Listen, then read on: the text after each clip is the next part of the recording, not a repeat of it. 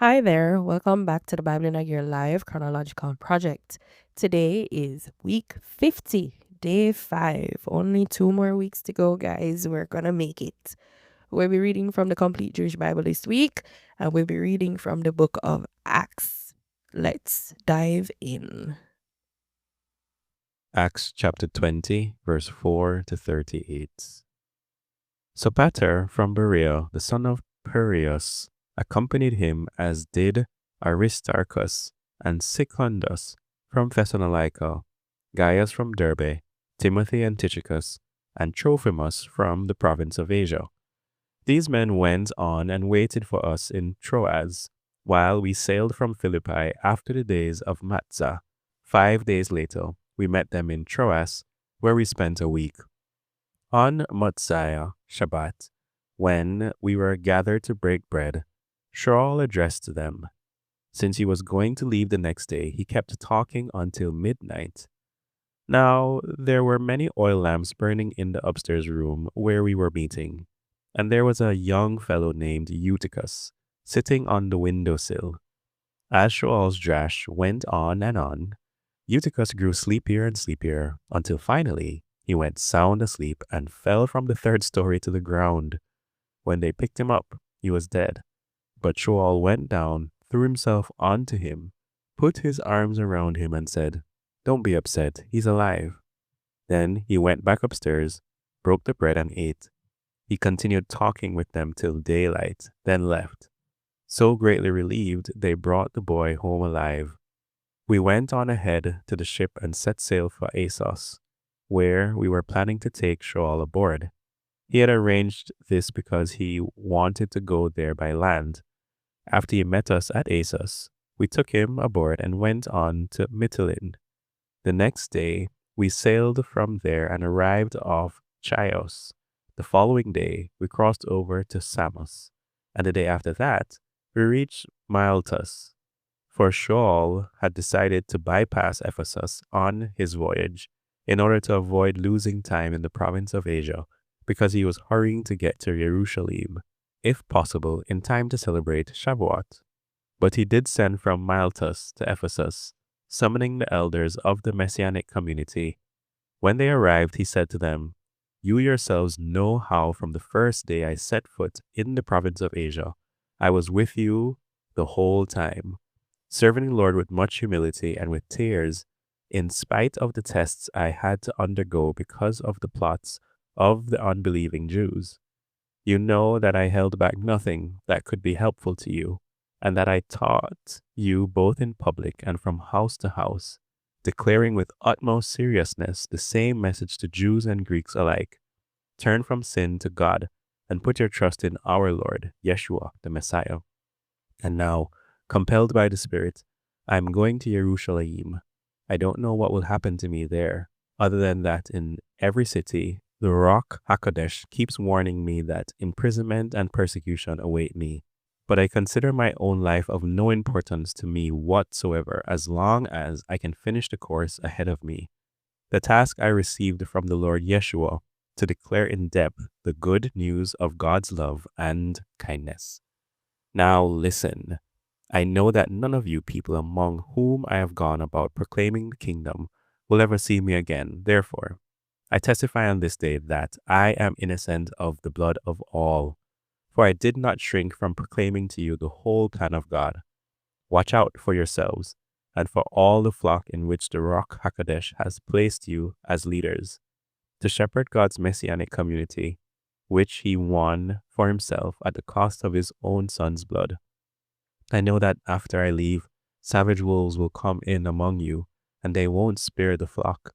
Even from among your own number, men will arise and teach perversions of the truth, in order to drag away the Talmudim after themselves. So stay alert. Remember that for 3 years, night and day, with tears in my eyes, I never stopped warning you. And now I entrust you to the care of the Lord and to the message of his love and kindness, for it can build you up and give you an inheritance among all those who have been set apart for God. I have not wanted for myself anyone's silver, gold, or clothing. You yourselves know that these hands of mine have provided not only for my own needs, but for the needs of my coworkers as well. In everything, I've given you an example of how, by working hard like this, you must help the weak. Remembering the words of the Lord Yeshua himself, there is more happiness in giving than in receiving. When he had finished speaking, Shaul kneeled down with them all and prayed. They were all in tears as they threw their arms around his neck and kissed him farewell. What saddened them the most was his remark that they would never see him again. Then they accompanied him to the ship. Acts 21. After we had torn ourselves away from the Egyptian elders, we set sail and made a straight run to Kos. The next day we went to Rhodes, and from there to Patara. On finding a ship that was crossing over to Phoenicia, we embarked and set sail. After sighting Cyprus, we passed it on the left, sailed to Syria, and landed at Tozar, because that was where the ship was unloading its cargo. Having searched out the Talmudium, there we remained for a week. Guided by the Spirit, they told Shaul not to go up to Jerusalem. But when the week was over, we left to continue our journey. All of them, with wives and children, accompanied us until we were outside the town, kneeling on the bench and praying. We said goodbye to each other. Then we boarded the ship and they returned home. When the voyage from Tozar was over, we arrived at Ptolemais. There we greeted the brothers and stayed with them overnight. The following day, we left and came to Caesarea, where we went to the house of Philip, the proclaimer of the good news, one of the 7, and stayed with him.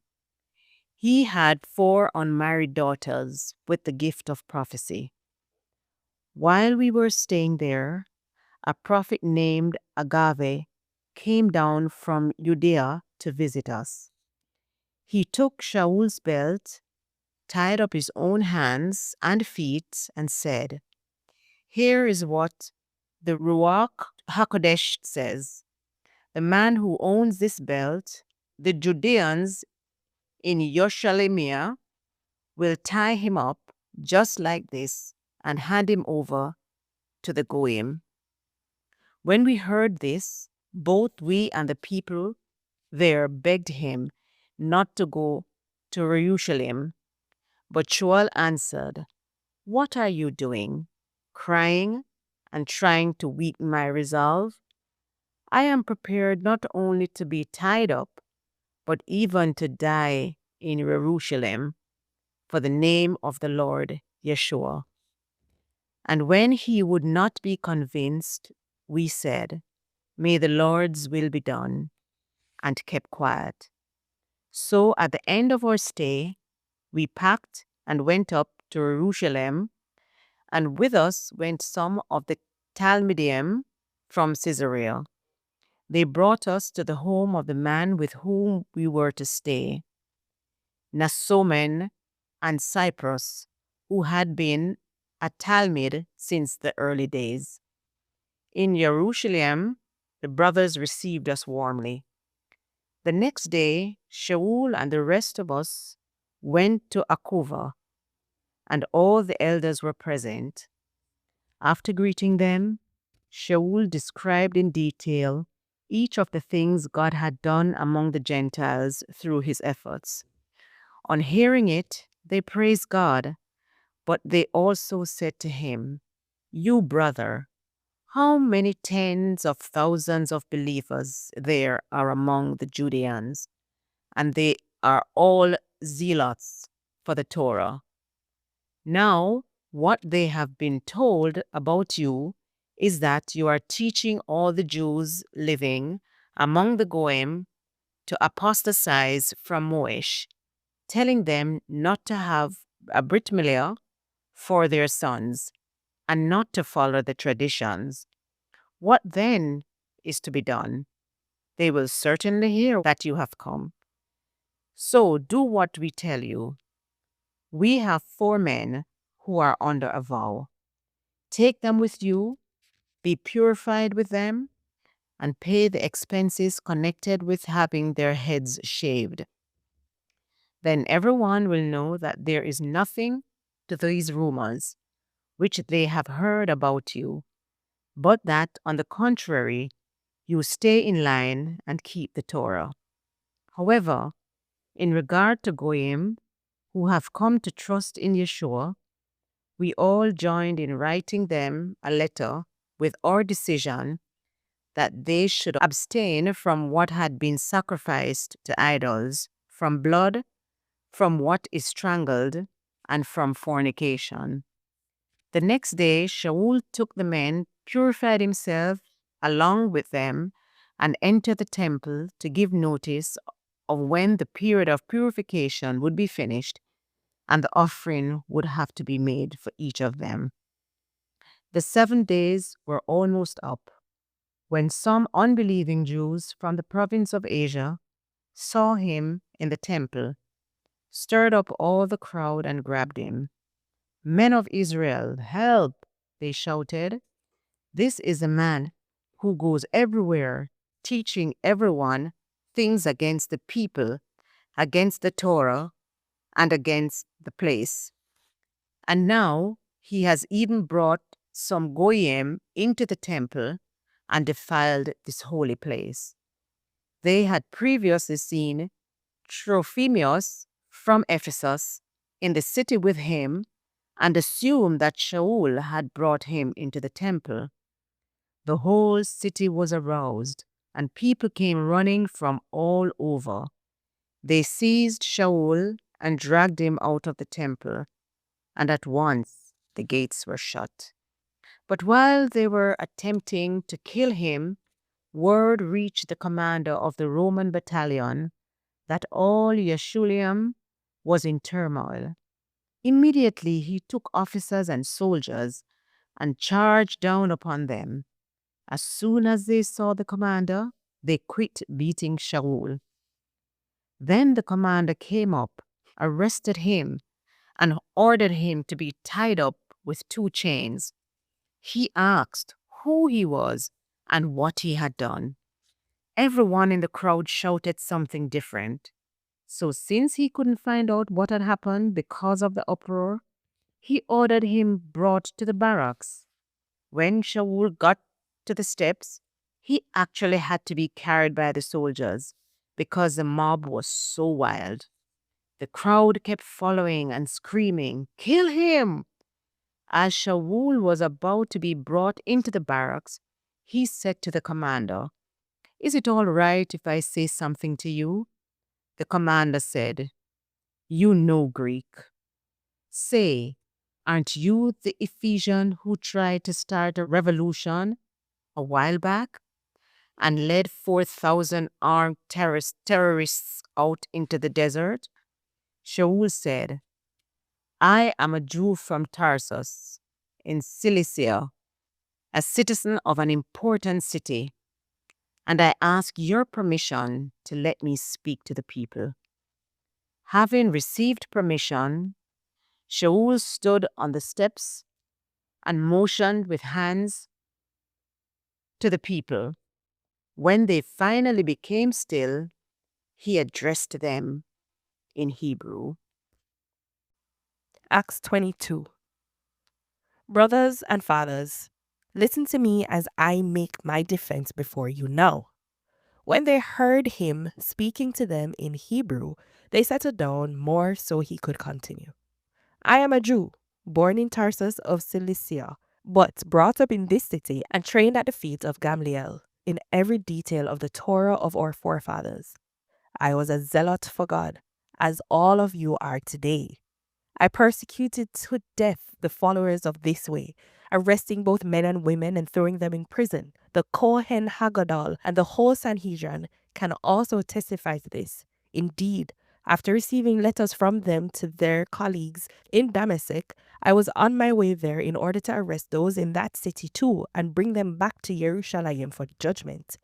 As I was traveling and approaching Damascus around noon, suddenly a bright light from heaven flashed all around me. I fell to the ground and heard a voice saying to me, Shaul, Shaul, why do you keep persecuting me? I answered, Sir, who are you? I am Yeshua from Nazareth, he said to me, and you are persecuting me. Those who were with me did see the light, but they didn't hear the voice of the one who was speaking to me. I said, What should I do, Lord? And the Lord said to me, Get up and go into Damascus, and there you will be told about everything that has been laid out for you to do. I had been blinded by the brightness of the light, so my companions led me by the hand into Damascus. A man named Hananiah, an observant follower of the Torah, who was highly regarded by the entire Jewish community there, came to me, stood by me, and said, Brother Shaul, see again. And at that very moment, I recovered my sight and saw him.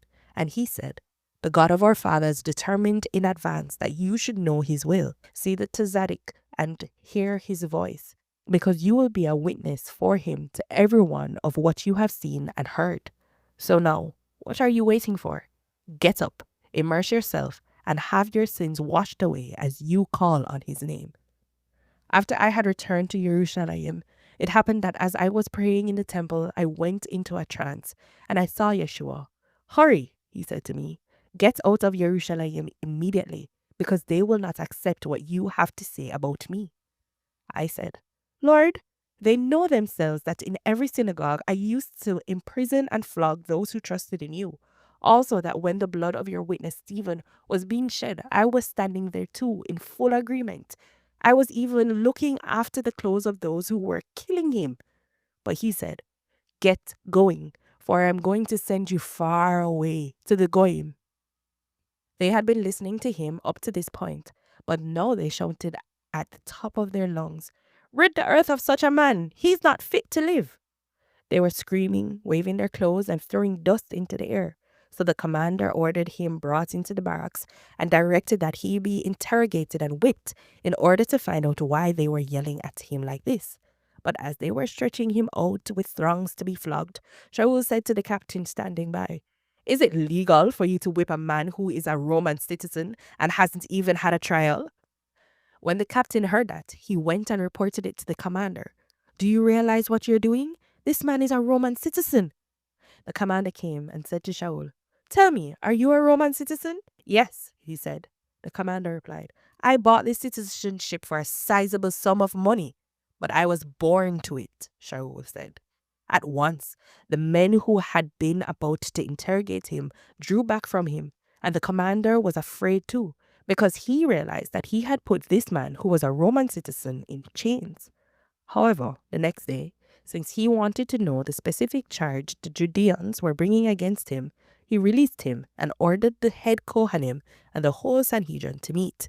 Then he brought Shaul down and put him in front of them. Acts chapter 23. Shaul looked straight at them and said, Brothers, I have been discharging my obligations to God with a perfectly clear conscience, right up until today. But the Kohen Haggadol, Hananiah, ordered those standing near him to strike him on the mouth. Then Shaul said to him, God will strike you, you whitewashed wall. Will you sit there judging me according to the Torah, yet in violation of the Torah, order me to be struck? The men nearby said, This is the Kohen Haggadol of God that you're insulting.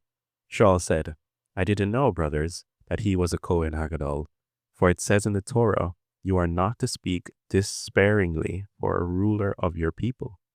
But knowing that one part of the Sanhedrin consisted of Zedukim and the other part of Perushim, Shaul shouted, Brothers, I myself am a Parush and the son of Perushim, and it is concerning the hope of the resurrection of the dead that I am being tried. When he said this, an argument arose between the Perushim and the Zedukim, and the crowd was divided. For the Zedukim denied the resurrection and existence of angels and spirits, whereas the Perushim acknowledged both. So there was a great uproar with some of the Torah teachers who were on the side of the Perishim standing up and joining in. We don't find anything wrong with this man, and if a spirit or an angel spoke to him, what of it? The dispute became so violent that the commander, fearing that Shaul would be torn apart by them, ordered the soldiers to go down, take him by force, and bring him back into the barracks. The following night, the Lord stood by him and said, "Take courage, for just as you have borne a faithful witness to me in Jerusalem, so now you must bear witness in Rome." The next day, some of the Judeans formed a conspiracy. They took an oath saying they would neither eat nor drink until they killed Shaul. More than 40 were involved in the plot. They went to the head Kohanim and the elders and said, "We have bound ourselves by an oath to taste no food until we have killed Shaul. What you are to do is make it appear to the commander that you and the Sanhedrin want to get more accurate information about Shaul's case, so that he will bring him down to you, while we, for our part, are prepared to kill him before he ever gets here." But the son of Shaul's sister got wind of the planned ambush, and he went into the barracks and told Shaul. Shaul called one of the officers and said, "Take this man up to the commander. He has something to tell him." So he took him and brought him to the commander and said, "The prisoner Shaul called me and asked me to bring this man to you because he has something to tell you." The commander took him by the hand, led him aside privately, and asked, "What is it you have to tell me?" He said, "The Judeans have agreed to ask you tomorrow to bring Shaul down to the Sanhedrin on the pretext that they want to investigate his case more thoroughly. But don't let yourself be talked into it, because more than 40 men are laying in wait for him. They have taken an oath neither to eat nor drink until they kill him, and they are ready now, only waiting for you to give consent to their request." The commander let the young man go, cautioning him, "Don't tell anyone that you have reported this to me." Then he summoned 2 of the captains and said, "Get 200 infantry soldiers ready to leave for Caesarea at 9 o'clock tonight, and 70 mounted cavalry and 200 spearmen. Also provide replacements for Shaul's horse when it gets tired, and bring him through safely to Felix the governor." And the commander wrote the following letter. From Claudius Lysias to His Excellency Governor Felix. Greetings. This man was seized by the Judeans and was about to be killed by them when I came on the scene with my troops and rescued him. After learning that he was a Roman citizen, I wanted to understand exactly what they were charging him with, so I brought him down to their Sanhedrin.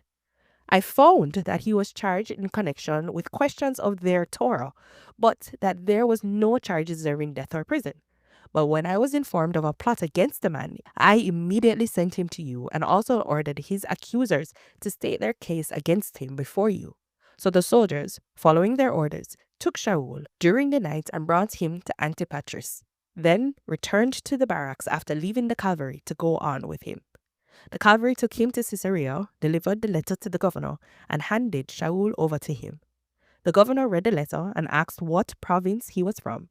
On learning he was from Cilicia, he said, "I will give you a full hearing after your accusers have also arrived," and ordered him to be kept under guard in Herod's headquarters. This is the word of the Lord. Amen. Thanks for joining us for today's reading. We'll see you again tomorrow, where we'll continue our readings in the book of Acts. You can join us on Sunday evenings at 6:30 p.m. on Zoom, where we are currently going through a Bible study of the life of Jesus in chronological order. You can also check out our website, Biayl.Project.com, where you can learn about everything else that we're doing. If you'd like to be a reader next year in 2026, do not be afraid. You are welcome. Send us an email or shoot any of the organizers a message on WhatsApp, and we will gladly fit you into our rotation. Blessings.